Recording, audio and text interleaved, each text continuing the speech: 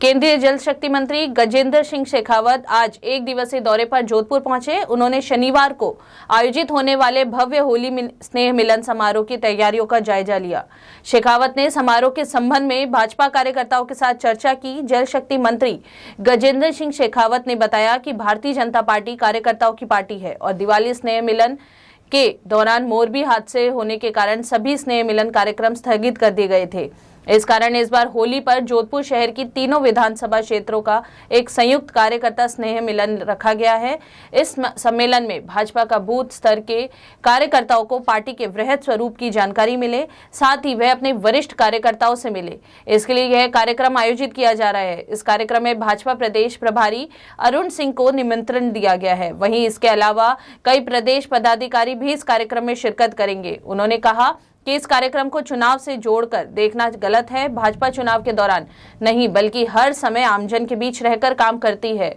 वहीं हाल ही में असुद्दीन ओवैसी के जोधपुर दौरे को लेकर अपनी प्रतिक्रिया दी। उन्होंने कहा कि लोकतंत्र में सभी को स्वतंत्र रूप से चुनाव लड़ने का अधिकार है और कुछ दिन पहले केजरीवाल भी आए थे। उन्होंने कहा कि अभी तो आगे आने वाले दिनों में कई नेता इधर उधर होने की तैयारी में हैं, लेकिन उन्होंने कहा कि जब चुनाव होंगे और बादल छटेंगे तो निश्चित रूप से कमल खिलेंगे। परिवार कितना बड़ा परिवार है, इस बात का एहसास और इस बात की जिम्मेदारी भी उसके मन में उतरे, जहन में उतरे कि मैं इतने बड़े परिवार का हिस्सा हूँ। मेरा हर एक आचरण, मेरा व्यवहार, मेरा बोला गया हर एक शब्द, मेरा किया गया हर एक काम जो है इतने बड़े परिवार के साथ में मुझे जोड़ता है। इस दृष्टिकोण से इस तरह का एक पारिवारिक आयोजन के रूप में किया गया। मैं आग्रह किया है पार्टी के राष्ट्रीय प्रभारी आदरणीय अरुण सिंह जी, हालांकि वो कर्नाटक में चुनाव होने के कारण से उनकी व्यस्तता है। कर्नाटक में माननीय राष्ट्रीय अध्यक्ष जी का प्रवास भी अगले 3 दिन तक का है, लेकिन फिर भी उन्होंने कहा है कि मैं प्रयास करूँगा कि मैं यहाँ पहुँचूँ। हमारे प्रभारी आदरणीय वासुदेव देवनानी जी कार्यक्रम में रहेंगे। कैलाश चौधरी जी ने भी कहा है कि मैं भी प्रयास करूंगा कि यहाँ पहुँचूँ।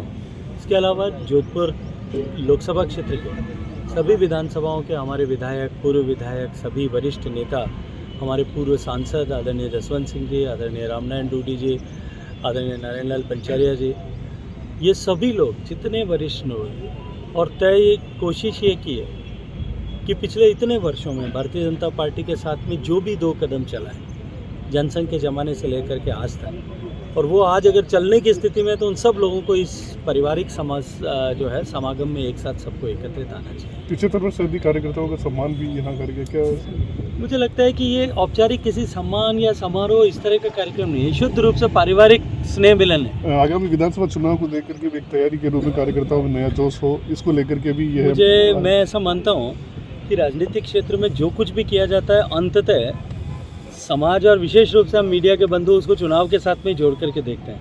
मुझे लगता है कि हर एक विषय को चुनाव के साथ में जोड़ करके उसकी तैयारी के परिप्रेक्ष्य में जोड़ करके काम करने की आवश्यकता भारतीय जनता पार्टी के संदर्भ में कम से कम नहीं है, क्योंकि भारतीय जनता पार्टी केवल चुनाव के समय में काम करने वाली ऐसी पार्टी नहीं है। मैं मानता हूँ दूसरी पार्टियाँ इसी तरह से केवल चुनाव की तरह चुनाव के समय में जिस तरह से बरसात में कुंभी फूट करके बाहर निकलती है ऐसे फूट करके बाहर आते हैं, लेकिन भारतीय जनता पार्टी तो 5 साल तक लगातार कार्यकर्ताओं के बीच में रहकर विभिन्न कार्यक्रमों के माध्यम से कार्यकर्ताओं की ऊर्जा का निवेश समाज के हित के लिए इस दृष्टिकोण से काम करती है। मैं सिर्फ एक उदाहरण देना चाहता हूँ। जब कोरोना के समय में जब दुनिया की सारी, मैं देश की बात नहीं कर रहा हूँ, दुनिया की सारी पॉलिटिकल पार्टीज और पॉलिटिकल एक्टिविस्ट हाइबरनेशन में थे, सुसुप्तावस्था में थे, अपने आप को बचाने का संघर्ष कर रहे थे, तब भी भारतीय जनता पार्टी के कार्यकर्ता लोगों के जीवन को बचाने के लिए, उनके कष्ट और दुख को तकलीफ करने के लिए काम कर रहे थे, लेकिन वो कोई चुनाव उसका एक भव्य होली स्नेह मिलन का कार्यक्रम आयोजित किया जा रहा है। किस तरह से यह कार्यक्रम आयोजित है, क्या उद्देश्य है, कौन कौन इसमें शिरकत है? देखिए, कार्यकर्ताओं का एक साथ मिलना, बैठना, आपस में चर्चा करना। भारतीय जनता पार्टी क्योंकि परिवार भाव के साथ में काम करने वाली पार्टी है, तो सहजता के साथ में इस तरह के संबंध मिले रहे, और साथ साथ में इन संबंधों के द्वारा हम आपसी सौहार्द को बढ़ा करके परिवार भाव को और अधिक परिपुष्ट करें। इस दृष्टिकोण से भारतीय जनता पार्टी में इस तरह के कार्यक्रम आयोजित करने की परंपरा रही है। दिवाली के समय ये तय किया था कि दिवाली स्नेह मिलन जोधपुर शहर की तीनों विधानसभाओं का थोड़ा भव्य स्तर पर करें, सभी कार्यकर्ताओं को एक साथ एकत्रित होकर के एक दूसरे से मिलने का, शुभकामनाएं देने का अवसर मिले। लेकिन दुर्भाग्य से उस समय जो तिथि तय की थी उससे 2 दिन पहले ही मोरबी का दर्दनाक हादसा हो जाने के कारण से देश भर में भारतीय जनता पार्टी के इस तरह के दीपावली स्नेह मिलन के कार्यक्रम स्थगित कर दिए गए थे।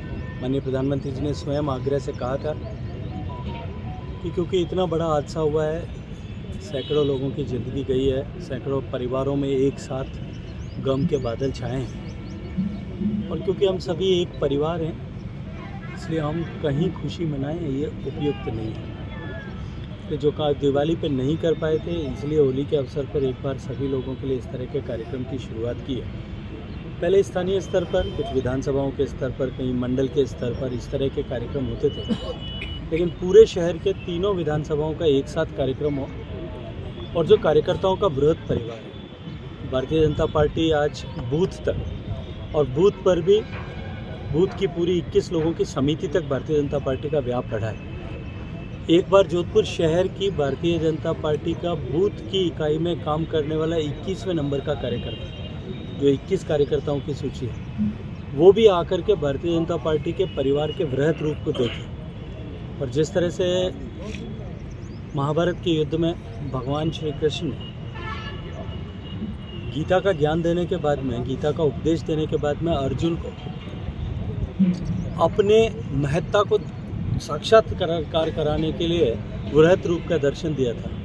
जो छोटा भारतीय जनता पार्टी का धरातल पर काम करने वाला कार्यकर्ता है, जिसने पहला दायित्व लिया है, जो बूथ के दायित्व के साथ में काम कर रहा है, वो भारतीय जनता पार्टी के इस वृहद रूप को देखे, इस विराट रूप को देखे, ताकि उसके मन में भी उसकी संकल्प शक्ति भी और दृढ़ हो, उसके काम करने वाले लोग हैं। हमारी जिम्मेदारी है कि हमको इस तरह के विषयों पे काम करना चाहिए। असुद्दीन ओवैसी जोधपुर में आए थे, कहा था कि जो है यहाँ चुनाव लड़ेंगे और लोग इसको भाजपा की बी टीम भी कह रहे हैं, किस तरह से?